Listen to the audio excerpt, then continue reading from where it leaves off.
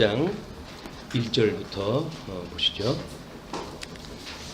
우리가 배를 타고 이달리아에 가기로 작정됨에 바울과 다른 죄수 몇 사람을 아고스토대의 백부장 율리오란 사람에게 맡기니, 사도 바울은 그동안 예루살렘으로 돌아와서 파란만장한 시간을 보낸 뒤에 급기야 로마로 호송이 됩니다. 우리 그 주보에 보시게 되면 성경 구절을 빨간 표시로 해가지고 몇 가지를 소개해 드렸어요. 이사야서 55장 9절, 이는 하늘이 땅보다 높음 같이 내 길은 너희의 길보다 높으며 내 생각은 너희의 생각보다 높으니라. 우리는 신앙생활을 한다고 하면서도 끊임없이 이 하나님의 길보다는 이 인간의 길에 가시적이기 때문에 그렇습니다. 이 가시적인 길이기 때문에 우리가 시선이 머무는 곳은 이쪽이에요. 우리 온전케 하시는 주님을 끊임없이 바라보라고 이렇게 성경에서는 권면을 하지만, 우리는 현실에 들어가게 되면 끊임없이 우리들의 시선이 머무는 곳, 식구적인 그런 표현 같은데 우리의 시선이 머무는 곳, 이건 거침없이 우리들의 길에 가 있습니다. 그래서 우리가 어떻게 우리 대주제가 되시고 우리의 구세주가 되시고 지금도 여전히 그의 나라를 이루어 가시는 우리 주 예수 그들을 바라보는가, 이것이 구원받은 사람들의 기쁨인데, 이 기쁨을 놓치게 되어지니까 이게 이분을 바라보면서 나타나는 이 기쁨입니다. 이 기쁨, 우리 구속에 대한 기쁨, 우리 천지를 지으시는 하나님이 나와 함께 하신다고 하는 기쁨, 우리 주 예수 그리스도 나의 모든 죄를 용서해 주셨다고 하는 기쁨. 그래서 우리들은 사실은 이분만으로 우리는 즐거워할 수밖에 없도록 하나님의 섭리하다 하셨어요. 근데 이걸 잊어버리고 우리는 끊임없이 여기서 이 애통의 어떤 그 시간으로 이걸 보내지 않는가 싶습니다. 고민과 고통과 때로는 절망과 이런 것들이 우리가 보는 일들은 인간의 길이기 때문에 그런 것 같아요. 오늘 바울은 드디어 하나님께서는 이제 그 바울에게 약속을 갖다 하시기를, 예루살렘에서 네가 복음을 증거한 것처럼 로마에서도 복음을 증거하리라 이렇게 이야기를 했거든요. 로마에서도 증거하리라. 그래서 이 예루살렘으로부터 이 로마로 가는 사도 바울의 여정은, 이 여정이 지금 이제 27장에서 소개가 되어지는 겁니다. 근데 이 바울의 이 여정은 어떻게 보면 우리 인생의 여정의 촉소판이에요. 우리는 하나님께서 우리 인생을 인도해 가실 때 나한테 왜 이렇게 힘든 길을 주세요 라고 생각을 하는지 모르겠지만, 그것이 하나님께서 우리한테 기뻐하시는 하나님의 길이거든요. 근데 하나님의 길을 못 보고 인간의 길을 갖다 보니까 우리는 여기서 불만을 표할 수밖에 없는 거예요.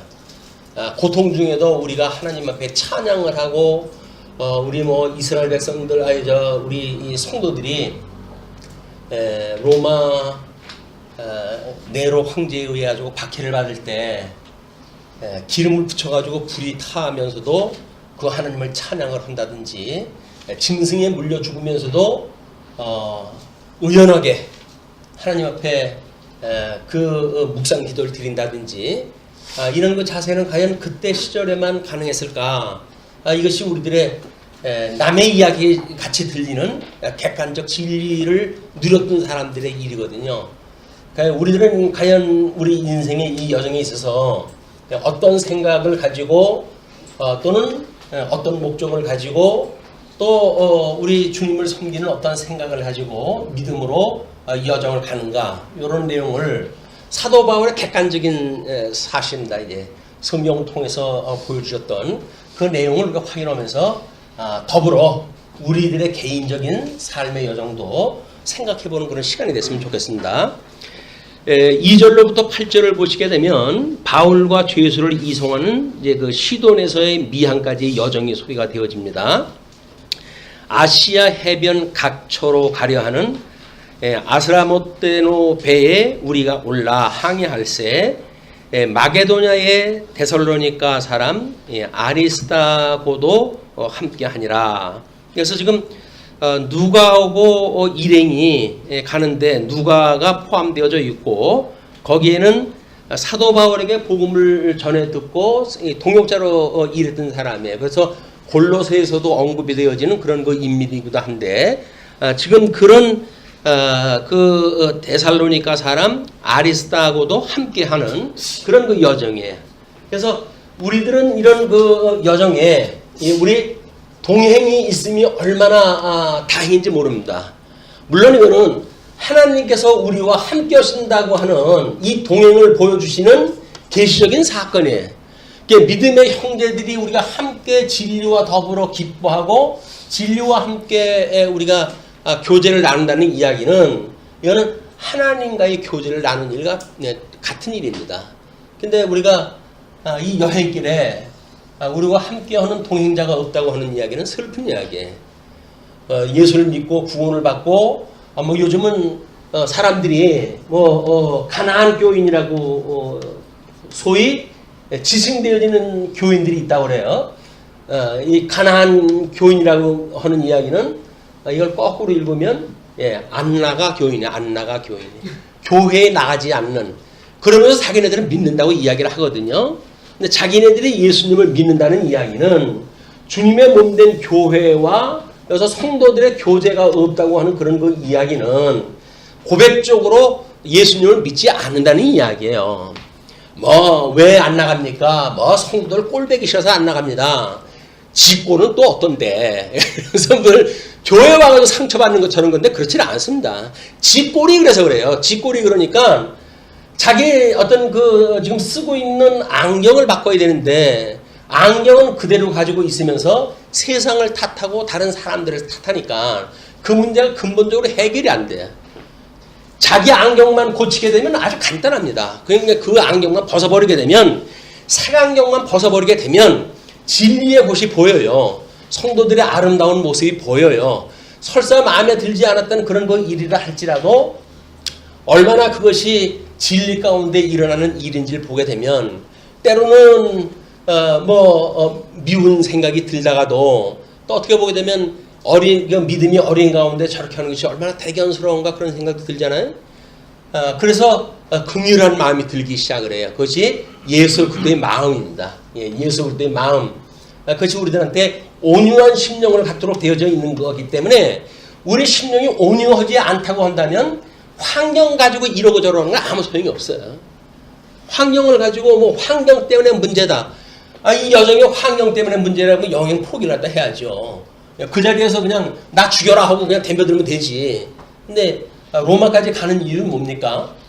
그 자기를 그렇게 정죄하고 하는 왕들과 또는 총독과 또는 유대인들과 이런 그들의 고발을 그대로 견디고 그가 이런 로마의 행을 결심했던 그런 일은 하나님께서 정하신 뜻이 있다는 거예요.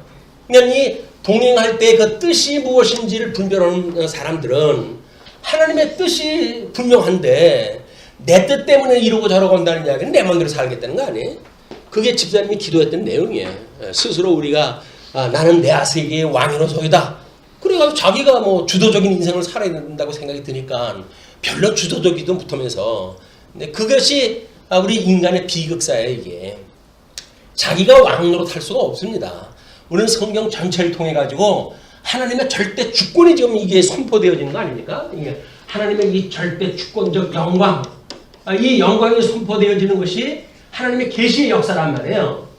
그러니까 그 하나님의 영광을 우리가 보고 그게 주권적인 걸 보게 되면 나는 아무것도 아니다라고는 자기의 모든 것들을 부정하는 이런 그 자리에 이르게 되어지는 거거든요. 나는 예수님과 함께 죽었어요. 그런 그 이야기예요. 근데 예수님이 죽었다고 하는 게 우리가 고백이 되지 않는다는 이야기는 뭡니까? 세례를 받지 못했다는 이야기거든요. 세례가 뭐예요? 이 세례가 우리 예수 그리스도와 함께 죽고 예수 그리스도와 함께 살았다고 하는 신앙 고백이에요. 이게. 그리고 교회의 공포입니다. 그러니까 우리가 세례를 받았다는 이야기는 나는 죽어서 이제 없어. 내가 산다는 이야기는 그리스도 안에서 내가 사는 거지. 이런 것이 믿어지는 게 세례 교인인데 우리는 세례 교인을 스스로 부정을 했다 하고 우리 이 땅에 살아가면서 세상 사람들을 그냥 인간적인 시각으로 보고 인간적인 시각으로 판단하고 인간적인 시각으로 정죄하고 미워하다 보니까 내 마음이 불편해져요. 다른 사람을 미워한다는 이야기는 내가 괴롭습니다. 주님께서는 그걸 일찍이 아셔가지고 너희들이 나를 믿고 사람들을 사랑하면 네가 얼마나 평안해지는지 알아? 그 일을 우리한테 알려주시는 거야. 예수님만 믿으면 너희들의 심령의 평강이 얼마나 오는지를 아니? 그걸 잘못 보게 되면 이 세상의 짐승 권세들이 장악하고 있는 세계 속에서 고통 속에 살아가면서도 그것도 눈치를 채지 못하고 이거는 누구 때문이야? 이거는 환경 때문이야? 이건 조건 때문이야? 이렇게 이야기를 하는데 그건 옳지 않아. 네가 보는 거는 예수님을 바라봐야 돼.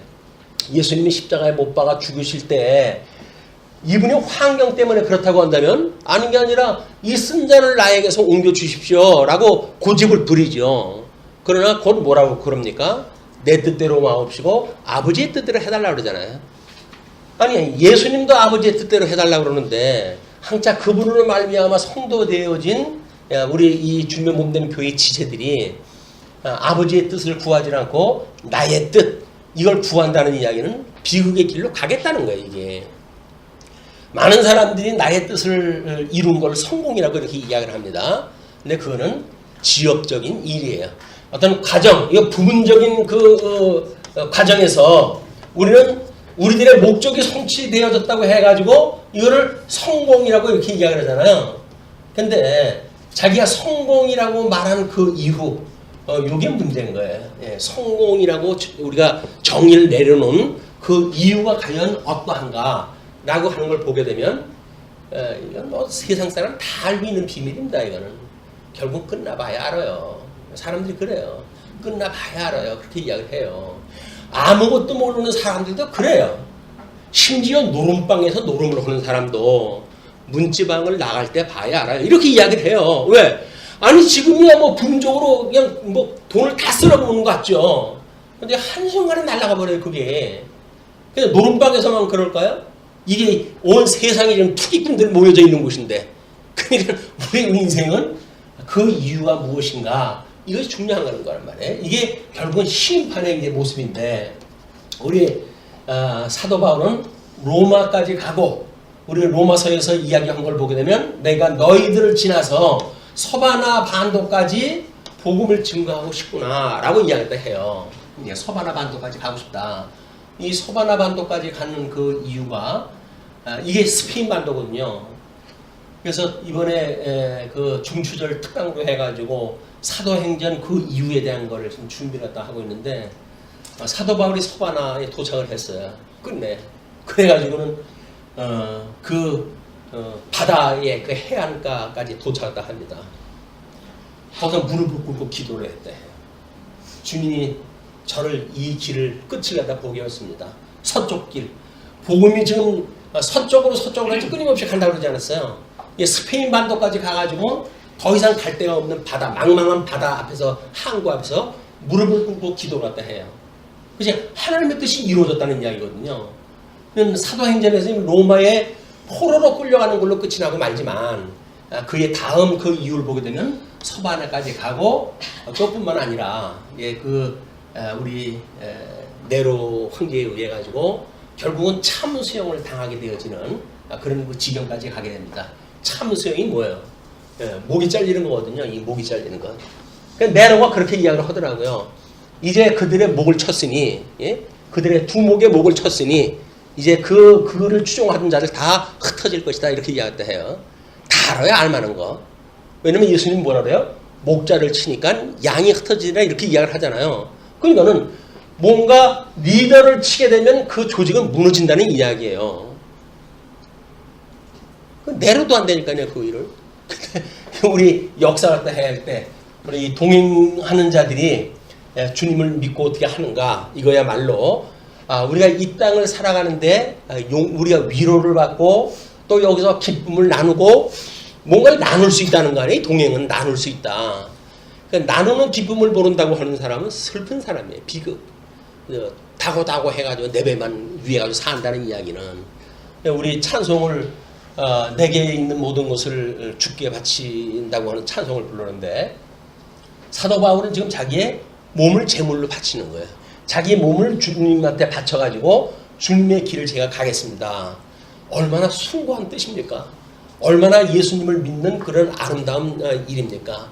그게 우리가 이런 우리 개인적인 여정을 살아가면서 다만 얼마라도 그런 맛을 봤으면 이거 얼마 좋을까 그런 생각이 듭니다.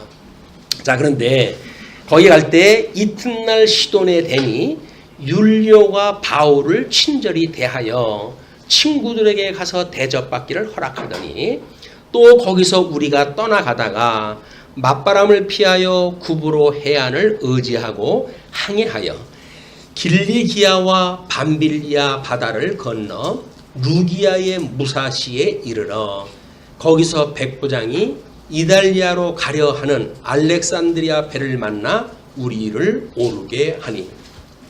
지금 알렉산드리아라고 하는 그 이야기는 지금 애굽에서부터 그 곡창지대로부터 해가지고 로마 반도까지 국물을 수송하는 배예요. 그 배를 만나가지고 이제 그쪽 배로 환승을 갖다 하게 되어집니다.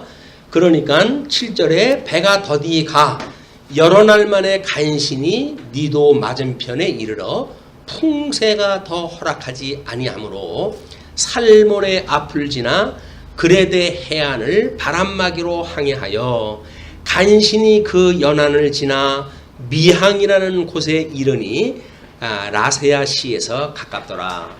지금 우리 그 지중해 연안은 끊임없이 그 아주 새바람이 불고 이렇게 해가지고 돌풍이 자주 오는 데입니다. 이 백분들도 그걸 잘 알아요. 이 때가 이제 뭐 앞에 그 나오지만은 이들이 속죄일을 지금 맞아가지고 이제 그쪽으로 이동하고 하는 그런 그때인 걸로 보아가지고는 거의 9월, 10월 그때예요. 그래서 이제 그 유대력으로 해가지고 그러기 때문에 가을 이 늦가을이 시작이 되어지고 그래서 곧 겨울을 맞이할 때입니다. 그런 그때이기 때문에 더군다나 상당히 계절풍이라든지 하는 것 때문에 위험한 곳이거든요. 그래서 이것이 빨리 가지 못하는 거예요. 그 큰 배로 바깥탔음에도 불구하고 그래서 겨우 연안을 지나가지고 미항이라는 곳에 이르러가지고 이제 그 바람을 피하게 되어진 겁니다. 그러니까는 해안을 바람막이로 항해했다 한다는 이야기는 바람이 오는 데에 그런 큰 섬이 바람을 막아주는 그것들을 지나가지고 이제 근근히 도착이 됐어요. 근데 9절로부터 12절을 보시게 되면 바울의 예언에도 불구하고 출항을 결정한 백부장의 이야기가 소개됩니다. 여러 날이 걸려 금식하는 절기가 이미 지났으므로 여기 절기가 그 절기에 이제 속죄일 절기 항해하기가 위태한지라 바울이 그들을 권하여 말하되 여러분이요 내가 보니 이번 항해가 하물과 배만 아니라 우리 생명에도 타격과 많은 손해를 끼치리라 하되 바울은 전문 그 백군이 아니에요. 그런데 하나님의 영감을 받아가지고 그들한테 이 여정에서 풍랑을 만날 것다 이야기했다 하는 겁니다. 이 풍랑을 만나게 되면 여러 가지 힘들게 됩니다. 그러니까 과동을 한 이후에 이제 그런 절기를 피해서 가는 것이 좋을 것 같습니다. 이렇게 이제 이야기를 했어요. 제의를 했어요. 그렇게 했는데 그 11절에 이렇게 이야기죠. 백부장이 선장과 선주의 말을 바울의 말보다 더 믿더라. 요게 이제 이 세상의 인간의 길로 보는 사람들의 일인 거야. 풍랑, 바울은 지금 풍랑을 만난다 이렇게 이야기를 했는데 전문가적인 입장에서 이 전문가라고 한다면 선장이 전문가겠죠. 또 선주라고 한다면 뭡니까? 손이 달린 사람이에요. 그 자기가 지금 여기까지 로마까지 그거를 이제 전부 어떤 그 수송을 갖다 해야 되고 하게 되는 이익을 가지고 있는 사람이기 때문에 사리 판단하는데 여기 조금은 오해 여지가 있는 거예요. 그러니까 사람이 욕심을 가지게 되면 현실 파악이 어렵습니다. 왜냐면 조금만 뭘 하면 될 것 같아요. 근데 그것이 과한 것이 부족한 것만 못하다고 그러잖아요, 사람들이. 그래서 그거를 조금만 참으면 되는데 요 조금만 하면 될 것 같아가지고 조금 더 하다가 결국은 사단이 나오고 그래요. 이 사단이 난다는 이야기는 욕심 때문에 이게 만들어지는 일들이거든요. 물론 하나님께서 바울한테 애매한 풍랑을 만나가지고 이렇게 되어지는 것은 오히려 하나님의 뜻을 알렸음에도 불구하고 전문가들의 말을 들은 백부장의 결정에 의해서 그런 거죠. 뭐 정치 권세를 가지고 있는 거기에 군사의 어떤 힘을 가지고 있는 백부장 또는 재무에 대한 책임을 갖고 있는 선주 또 기술을 가지고 있는 선장 이런 삼위일체가 모여가지고 합의를 했다 하기를 우리 사도 바울의 말을 일축을 갖다 하는 거예요. 이것이 과연 인간의 길을 보는 사람과 하나님의 길을 갖다 보는 사람과의 차이가 있는데 여전히 그 세상 사람들은 인간의 길을 여기에 동의하다 하기 때문에 그 이후에 이제 여정이 벌어져요. 그 이야기는 뭡니까? 결국은 전문가들에 의해 가지고 말을 듣지 않았던 사도 바울을 이야기했던 것은 하나님이 듣지도 않을 이야기를 왜 바울한테 하게 하셨을까? 그것이 뭐 왠지 좀 손해가 나는 일 같지 않아요? 차라리 모른 척하고 지나가지. 괜히 그 이야기했는데 알아듣지도 못하고 협조도 못 받을 일 갖다 왜 했을까? 근데 그렇지 않아요. 이게 다 이게 하나님이 섭리해 가시는 이런 여정 중에 플러스 알파가 되어지기 때문에 그렇습니다. 왜냐면 하나님이 어떠한 분인가를 선포하게 되어지는 하나님의 뜻이 선언됐잖아요. 그거를 따르지 않았을 때 어떻게 되어지는가는 이 사람들의 결정이에요. 이거를 이제 보통 자유의지가 없다 하는 의지 문제로 이야기를 하잖아요. 근데 하나님께서 인간들한테 죄 아래 두어가지고 자기네들의 이런 의지를 따라서 모든 걸 살아가도록 하셨어요. 그렇기 때문에 이 하나님의 불순종한다고 하는 그런 그 이야기도 자기네들의 기쁘고 즐거운 마음으로 불공용을 해요.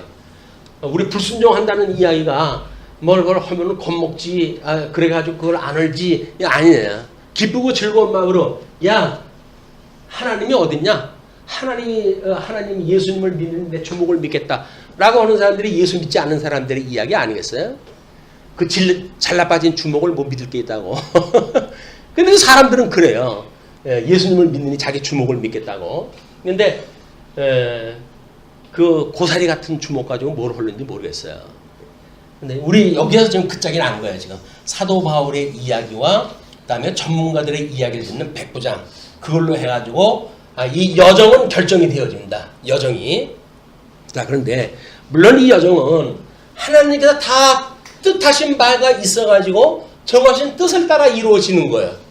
그럼 하나님의 정하신 뜻이 어떻게 보게 되면 방해를 받는 것 같기도 하고 어떻게 보게 되면 왜 하나님의 뜻대로 됐는데 이 엄한 고생을 하게 될까라고 하는 저 인간의 우리 길을 보게 되어지는 거예요.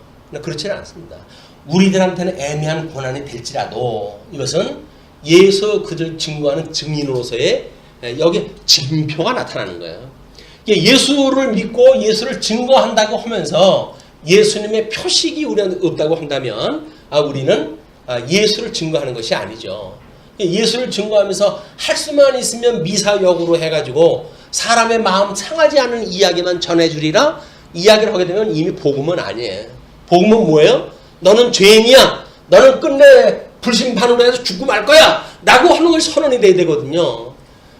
근데 우리 초신자를 데려오면 뭐라 그래요? 목사님 이번 처음 데려왔으니까 조금 부드럽게 해주세요. 이렇게 요청을 했어요. 부드러운 게 뭐예요? 이런 말로 하라는 이야기겠죠. 예수님의 온유한 그 말씀이 뭐라고요? 나로 말미암으면 다 지옥 간다는 이야기거든요. 이분의 온유한 심정으로 전하는 말씀이라니까요. 근데 우리는 인간의 길로 생각을 해가지고 그 사람이 상처받지 않는 이야기, 그저 뭐 예수님 믿지 않아도 그냥 뭐 교회 이론이 되기 어렵다는 이야기지 세상 살아가는데 아무런 뭐 하자가 없습니다. 이런 이야기 해준다고 한다면 주일날 강단이 뭐가 필요 있어요? 성경은 예수 그때 죽음과 부활에 대한 이야기인데 그걸 증거하는 성도들이 뭔가 사람들 귀에 듣기 좋은 소리를 갖다 한다는 이야기는 증인의 자격이 없는 거예요. 증인은 자기한테 해가 닥칠지라도 그 해를 두려워하지 아니하고 오히려 그 진리를 증거하는 일이다. 그래서 아픔이 있어요. 아픔이 있는 겁니다.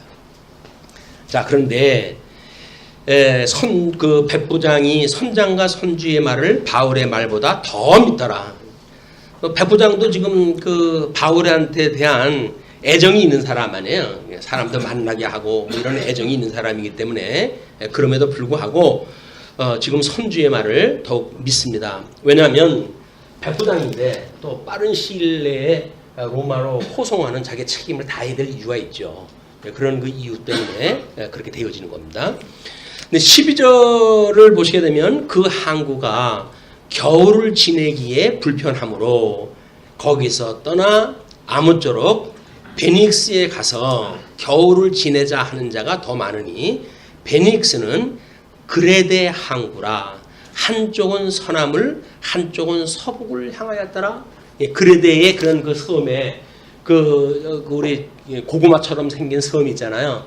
그 섬을 갖다 이제 이야기다 하는 거예요. 그래서 거기에 가가지고 우리가 이제 그 과동하자, 이 겨울을 나자 이렇게 해가지고 그쪽을 향하기로 했어요.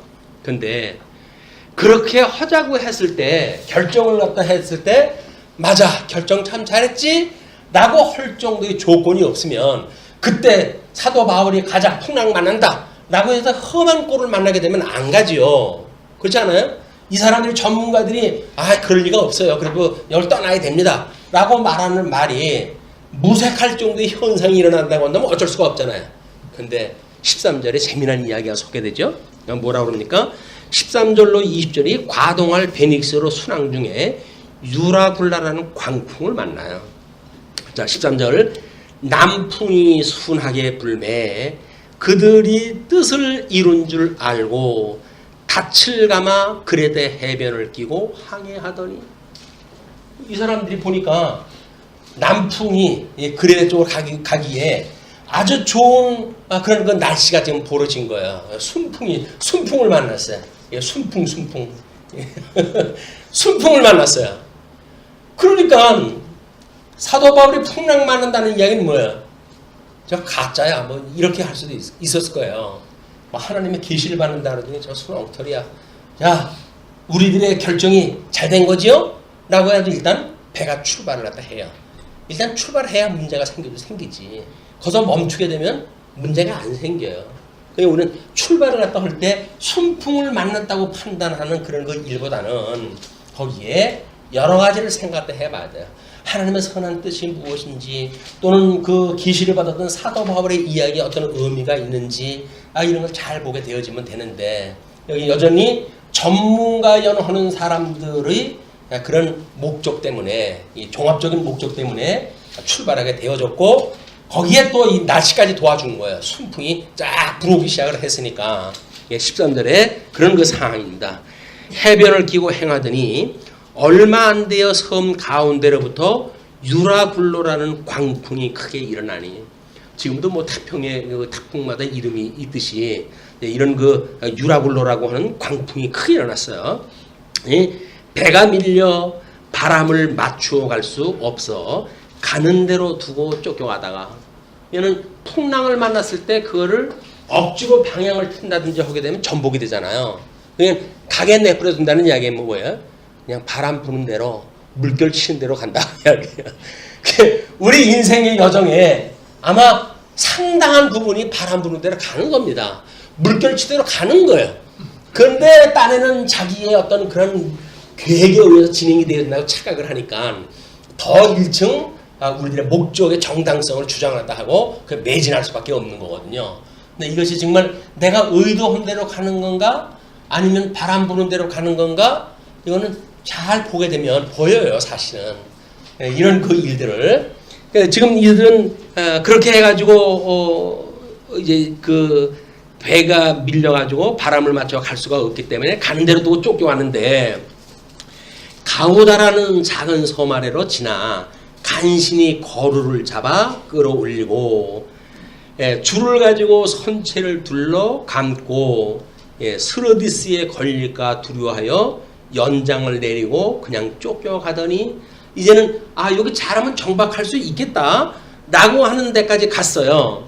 그래가지고 거룻배를 갖다 다 이제 내려놓은 거예요. 그 뭐 이제 우리 구조를 구했던 그런 거룻배를 다 내려놓고 근데 이게 그 많은 화물을 실었던 배기 때문에 상당히 물 아래로 지금 가라져 있는 부분이거든요.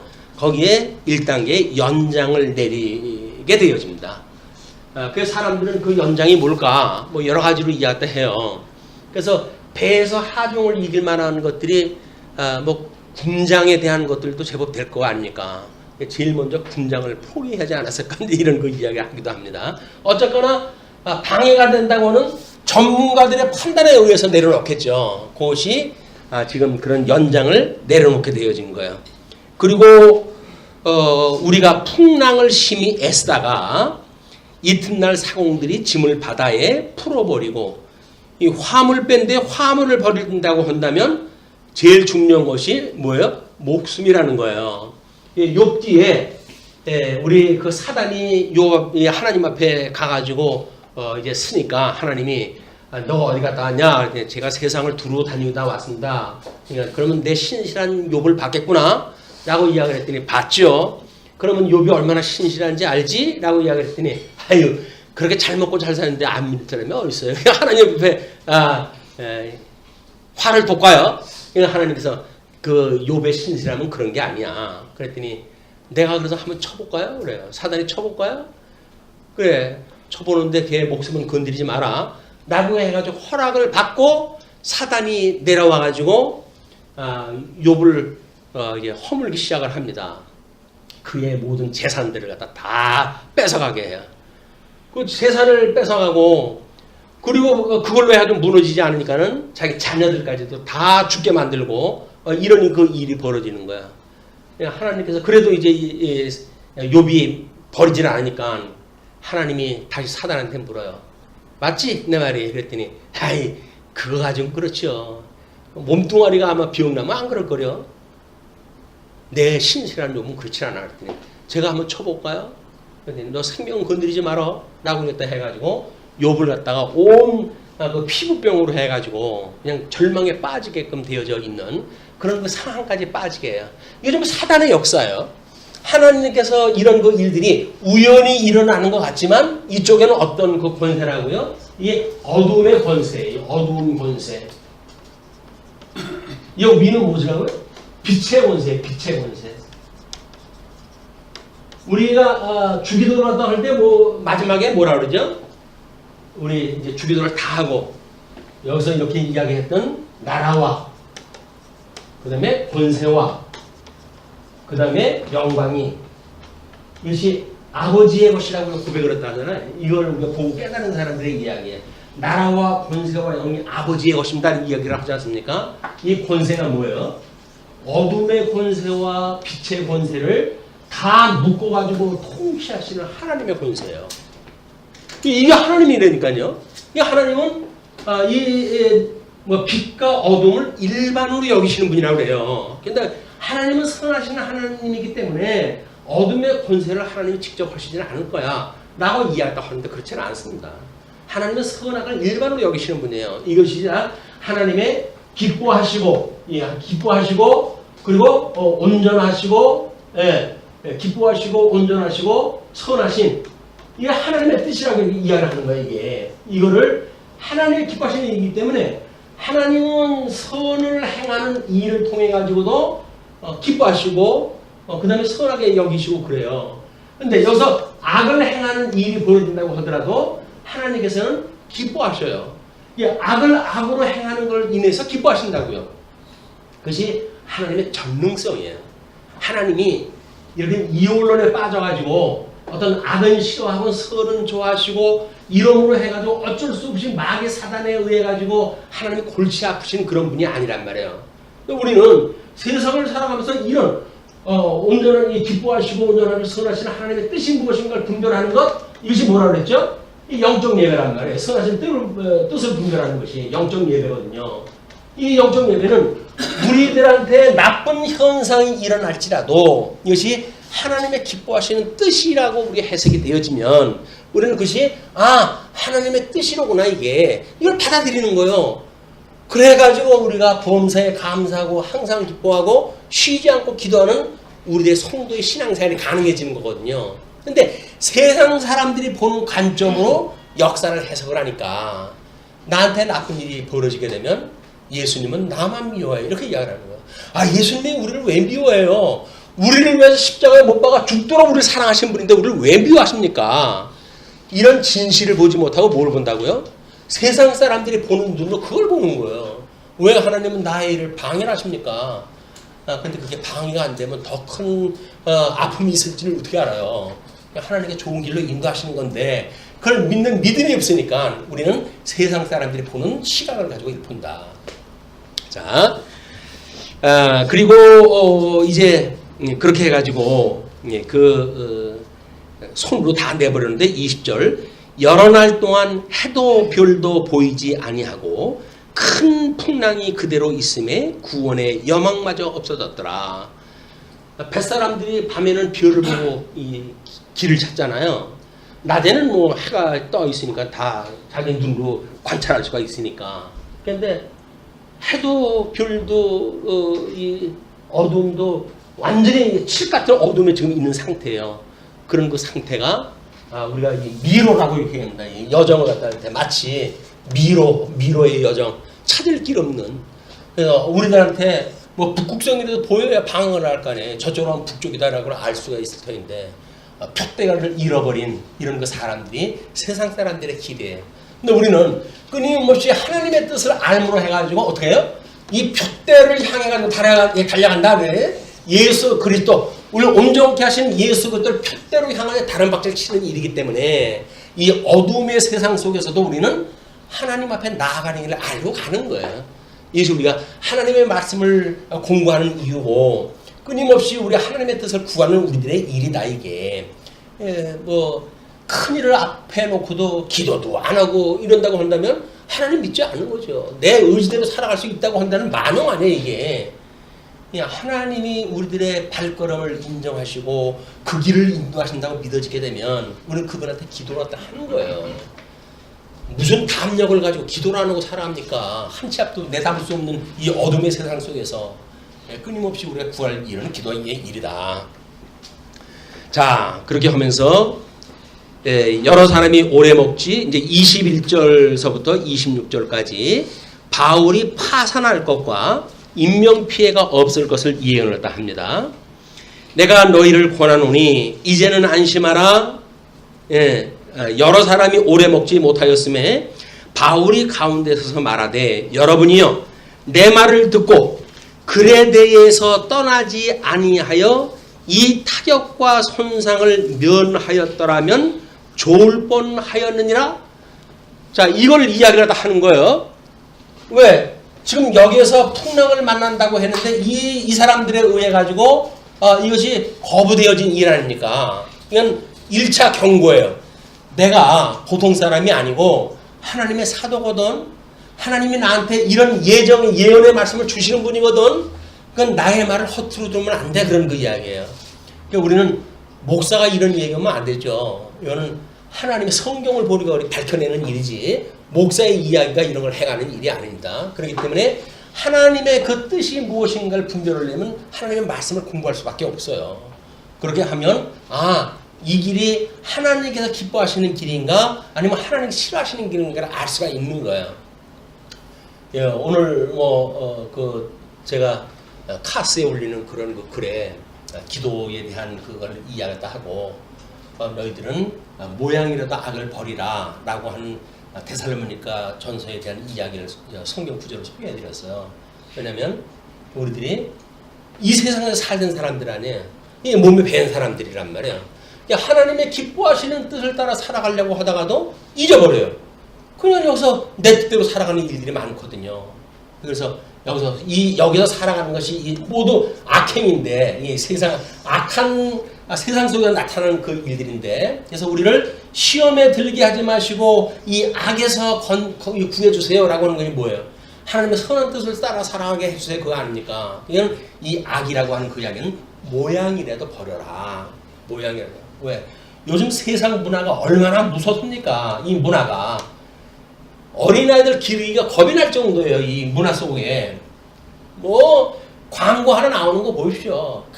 그냥 뭐 그 더위에 맥주 한 잔 쫙 하고 얼마나 시원해 보여요. 그래가지고 뭐 술 광고로 해가지고 도배가 되죠. 도배로. 그 젊은이들이 술 먹는 건 뭐 아무 문제도 아닌 거예요. 하나님이 왜 술을 먹지 말라는 거예요, 지금 여기서? 우리 기분 좋은 거 싫어가지고? 아니잖아요. 여기서 나타나는 이 선한 뜻을 분별할 수 없는 것이 술이 취하게 나타나는 현상들이거든요. 성령에 취해야 되는데 성령에 취한 것이 아니라 술에 취해가지고 해롱해롱 되니까 그러니까 오순절 때 사람들이 방언을 막 제자들이 이야기했다 하니까 세상 사람들이 뭐라 그래요? 저걸 보면서 낮술 취했네 쟤네들 이렇게 이야기를 하잖아요. 성령의 감동을 받아도 방언하는 제자들한테 낮술 취했다고 하는 것이 이 세상 사람들의 현상이란 말이에요. 그냥 뭐 한두 잔 그 강대상은 이런 이야기가 하면 안 되죠. 한두 잔 먹는 것이 뭐 문제겠습니까? 많은 말씀을 그렇게 이야기를 하면 얼마나 좋겠어요. 그리고 과음은 하지 않는 게 좋습니다. 라고 말하게 되면 얼마나 좋겠어요. 근데 이 악은 모양이라도 버리라는 거예요. 왜? 우리들을 따라하는 우리 젊은 세대들이 있잖아요. 목사님이 뭐 예배 끝나고 건하게 한 잔 걸치고 뭐 이건 문화의 일종이다 괜찮다. 너희들도 뭐 필요할 때 한 잔씩 먹어도 돼. 자기를 이제 면죄부를 주기 위해서 그랬다고 치십시다. 그럼 아이들이 그래요? 그럼 자기들도 먹을 거 아니에요. 아이들도. 아이들 교육은 어른들이 시키는 건데 어른들이 이 문화라고 하는 걸 가지고 이렇게 자기네들의 길을 가지고 거기에 적합한 문화를 만들어 가기 때문에 우리 이걸 뭔가 구별하고 살아가는 거 아니에요? 왜? 우리는 성도거든요. 이 성도가 거룩성자예요. 거룩성자. 이 거룩성이라는 건 뭡니까? 구별한다는 이야기거든요. 세상과 구별되어진 물이다 그 이야기예요. 세상과 구별되어진 물이니까 이 사람들하고는 문화가 다르죠. 그걸 기독교 문화라고 그러는 거예요. 근데 요즘은 루터도 그 맥주를 갖다 했다고 그래요. 역사서에 보게 되면 교회사에서 그 맥주를 갖다 거니까 사람들이 너무 좋아하더라는 거예요. 뭐 종교 개혁자 루터인데 그 사람이 맥주를 한두 잔 권했다. 근데 그 사람이 그 한두 잔 권하고 나라가 다음에 어떤 신령한 뜻을 구하는 그런 그 일은 처절한 사람이었거든요. 근데 후세의 사람들은 뭐라 그래요? 루터도 먹으라고 그랬네. 이야기도 하잖아요. 요게 이제 우리들한테 담보가 되어지는 거예요. 칼빈은 우리들의 어떤 이자 놀이를 성경에서 금했잖아요. 근데 칼빈은 그걸 정당화했어요. 그때로부터 우리 이 경제 문화가 이자로 돈으로 돈을 버는 것이 일해가지고 돈을 버는 것보다 더 많이 버는 세상에 만들어낸 거예요. 이게 현재 문화입니다. 현재 돈이 돈을 버는 거지 사람이 일해가지고 돈을 버는 세상이 아니에요. 이제는. 그래서 금융권에 있는 사람들이 그렇게 날고 기는 거예요. 나쁜 짓 많이 하고 그러는 사람들이 여기서 다 돈을 벌기 때문에 다 이게 그 사람들은 그 금융권에 굴러다니는 돈은 땀방울 하나도 없는 돈들이거든요. 그냥 전부 거저 먹는 것 같은 돈들. 그렇기 때문에 금융권이 그렇게 이렇게 아주 나쁜 마음을 가지고 있는 사람들이 많이 들어가는 곳이기도 합니다.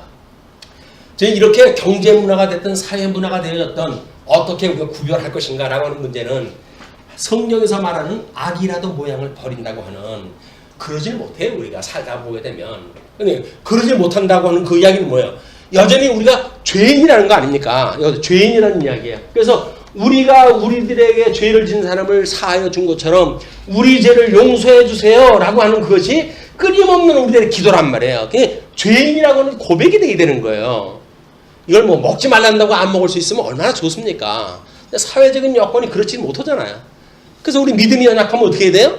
그냥 사회적인 문화에 따라갈 수밖에 없어요. 그렇게 될 때 우리는 하나님 앞에 용서를 구해야 되는 거예요. 왜? 하나님의 기뻐하신 뜻이 아니니까. 아유, 주님 제가 또 이렇게 잘못 왔네요. 저를 용서해 주세요. 라고 이걸 용서를 빌려면 어떻게 해야 된다고요? 나한테 죄를 지은 사람 모든 죄를 용서를 다 해줘야 돼요. 1만 달란트 탕감받은 사람들의 특징은 다른 사람 100데나리온 빚진 사람을 용서해 주는 거거든요. 이것이 용서를 갖다 다른 사람이 용서를 갖다 해줄 수 있는 사람은 우리 예수 그리스도의 대속 사건을 믿는 사람이에요. 그렇기 때문에 예수님 앞에 여전히 사죄의 이 기도를 할 수가 있는 거다. 하나님 앞에 내 죄를 용서해 주세요라고 하는 것도 아니면 우리가 뭐라 그래? 끊임없이 아니 예수님이 우리의 모든 죄를 다 용서를 다 해주셨는데 뭐 또 용서를 다 해달라고 그래? 이렇게 이야기하는 것은 잘못되어진 교리라고 끊임없이 말씀을 드립니다. 그것이 소위 기독교 막가파, 이거 구원파들이 하는 논리예요. 한번 구원받으면 다시는 정죄받을 일이 없다라고 하는 그 이야기는 잘못되어진 교리입니다. 우리는 끊임없이 죄인으로 남아있어요. 구약의 우리 역사가 그렇고 복음서에서 이야기했던 주님의 말씀이 그렇고 끊임없이 우리가 얼마나 이 죄 아래 있다고 하는 걸 깨닫게 하시는지 이런 섭리 가운데 있기 때문에 그걸 깨닫는 때마다 기도라도 하는 거예요. 하나님, 제가 이렇게 믿음이 연약하고 약하기 때문에 죄를 또 범했네요. 죄를 용서해 주세요. 우리는 죄에 대한 용서 비는 건 별로 없잖아요. 당당하잖아요. 이제 주님 앞에 살아간다고 해가지고. 이게 이제 우리가 이 문화를 어떻게 해석하는가에 따라서 여기서 구할 게 없는 거예요. 근데 일반 문화를 해석을 하게 되면 우리들의 삶은 주님 앞에 용서를 비할 것이 얼마나 많은지 몰라요. 전부 용서를 구할 것들이에요. 다. 내 욕심을 위해 가지고 이러기도 하고 저러기도 했습니다. 저를 용서하셔서 이걸 구하는 일이다. 여기서 사죄의 어떤 그런 확신이 또 들게 되면 우리는 진일보되어진 믿음의 생활을 할 수가 있는 거죠. 이것이 믿음의 성장 과정입니다. 또 하나의 여정이에요. 믿음의 여정. 우리가 어떻게 이런 연약한 믿음으로부터 성장되어져 가는지 믿음의 여정을 이런 과정을 통해서 공부하다 하는 거거든요. 결코 이런 그 일들이 다 한 번에 없어지면 얼마나 좋겠어요. 이제 그 비밀은 오늘 오후 시간에 사사기 제1과에서 이게 정리가 되어집니다. 왜 하나님께서 이거를 예수님을 믿었으면 그 다음에 1절 이런 걸 못하게끔 정리를 다 해버리시지 왜 여지껏 죄의 몸에다 우리를 남겨두셔가지고 이런 일을 하게 하신단 말입니까? 라고 하는 이야기를 하는데 그 답은 사사기 시간에 공부를 다 하기로 하고 오늘은 이제 진도를 나갑니다. 자, 그러면서 그러나 내가 너희를 권하노니 이제 두 번째 권하는 거지요. 너희들 먼저 내 권하는 걸 듣지는 않았어. 그러므로 해가지고 너희들 지금 잘못 우리가 이 길로 들어선 거야. 내가 너희를 권하노니 이제는 안심하라. 너희 중 아무도 생명에는 아무런 손상이 없겠고 오직 배뿐이리라. 그러니까 배만 이제 파손이 될 뿐이고 너희들은 생명에는 문제가 없다는 거야. 사람의 제일 중요한 건 목숨이거든요. 그 목숨에 대한 것을 이제 안전 보장을 받게 되어집니다. 그러면서 내가 속한 바 곧 내가 섬기는 하나님의 사자가 어젯밤에 내 곁에 서서 말하되 이건 특별 계시 기간이기 때문에 특별히 사자를 보내가지고 하나님께 이런 예언을 갖다 하게 하시는 거예요. 이게 그대로 성경이 끝난 지금 시대에 전달되어지는 거 아닙니다. 사자가 밤에 나타나가지고 나한테 이런 말을 했어. 이런 건 안 맞는 이야기예요.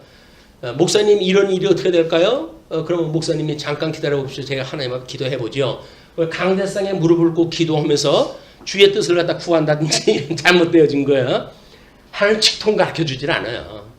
하나님의 성경을 통해가지고 하나님 기뻐하신 뜻이 뭔지를 분별하게 하셨기 때문에 지금은 오직 성경을 가지고 하나님의 뜻을 분별하게 되어진다.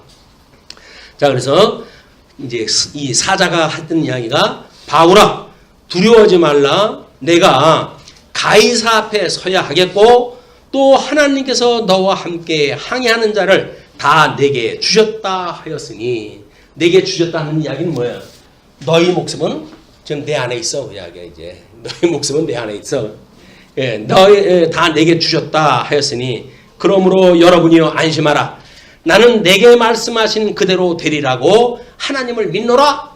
하나님의 사자를 보내가지고 그렇게 이야기를 했으니까 난 그 하나님 믿는다 그 이야기예요. 그러면서 26절 그런즉 우리가 반드시 한 섬에 걸리리라 하더라. 뭐 풍랑을 만나가지고 가는 중이지만 한 섬에 우리가 걸리게 되어진다. 그걸 예언했다 했어요. 그래서 27절부터 44절 배는 파선하고 사람들은 바울의 예언대로 구원을 받게 되어집니다. 자, 열나흘째 되는 날밤에 열나흘째 2주간이나 그런 혹독한 지금 훈련을 받고 있는 겁니다. 날밤에 우리가 아드리아 바다에서 이리저리 쫓겨가다가 자정쯤 되어 사공들이 어느 육지에 가까워지는 줄을 짐작하고 배가 무겁고 이제 어떤 항해하는 그런 짐작을 보고 짐작을 하는 거예요. 물을 재어 보니 20길이 되고 조금 가다가 다시 재니 15길이라 암초에 걸릴까 하여 고물로 단 4칠 내리고 날이 새기를 고대하니라. 그러면 날이 밝아가지고 가는 것이 낫으니까 이제 거기 일단 닻을 다 내렸어요. 그래가지고 대기 상태에 있게 되어지는 겁니다. 그래서 사공들이 도망하고자 하여 이문에서 닻을 내리는 채 하고 거룻배를 바다에 내려놓거늘. 백군들은 이제 목숨을 너희들은 해봤지 않아 라고 바울이 이야기했음에도 불구하고 전문가들 아니에요. 여기서는 빨리 도망가는 게 상책이다. 그래가지고 도망가려고 하는데 근데 어차피 닻을 내리게끔 명령이 떨어졌으니까 선장에 의해가지고 닻을 내린 척하면서 거룻배를 내려놓는 거예요. 그럼 뭐에게 거룻배를 타고 도망가겠다 그 이야기 아닙니까? 그런데 그 31절 바울이 백부장과 군인들에게 이르되 이 사람들이 배에 있지 아니하면 너희가 구원을 얻지 못하리라 하니 뭐예요? 바울이 그 사람들한테 명령을 하기를 쟤네들이 만약에 이 배에 없으면 전문가들인데 그럼 너희들은 생명이 없는 거나 같아 그 이야기예요. 그러니까 너희들은 목숨을 걸고 저들을 막아 그 이야기죠. 그렇게 이야기하다 하니까 이에 군인들이 거룻줄을 끊어 떼어버리니라. 칼로 다 잘라버렸어요. 다시 꿈도 못 꾸게. 길은 15길이에요 거기가. 이 15길 되는 데서 헤엄쳐 도망가기는 어렵고 가까이 어떤 섬이 가까워졌다는 건 알았는데 거룻배를 타고 이제 그 도망을 가려고 하다가 이제 그 길이 막힌 거예요.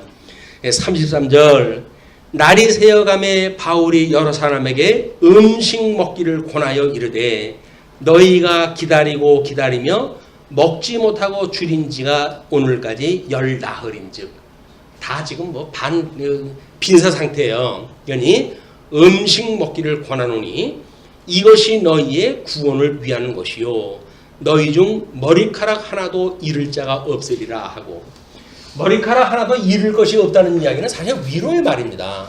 하나님께서 나한테 너희 목숨 이제 나한테 맡겼어. 그러니까 너의 목숨은 이제 문제가 없도록 내가 인도하다 할 거야 라고 하는 걸 이야기를 하기 때문에 이건 위로의 이야기예요. 그리고 굶고 있던 사람들한테 이제 밥을 먹도록 이렇게 이제 이 조치가 다 취하는 겁니다. 그렇게 하니까 떡을 가져다가 모든 사람 앞에서 하나님께 축사하고 떼어 먹기를 시작하며 이제 그 사람들의 새로운 문화를 접하기 시작을 해요. 풍랑이 일고 사울의 말에 고분고분 이제 듣기 시작을 했어요. 그냥 사도 바울이 자, 다 앉아요. 자, 무릎 꿇고 기도해요. 라고 하니까 생전하지 않던 일들을 다 할 수밖에 없잖아요. 지금 목숨을 쥐는 사람이 지금 이제 그 명령을 내리고 있으니까. 그리고 떡을 떼어가지고 하나님 앞에 축사를 했다 하는 거예요. 그래서 그 축사를 했다 하고 떼어 먹기를 시작하며 그들도 다 안심하고 받아 먹으니 배에 있는 우리의 수는 전부 276명이더라.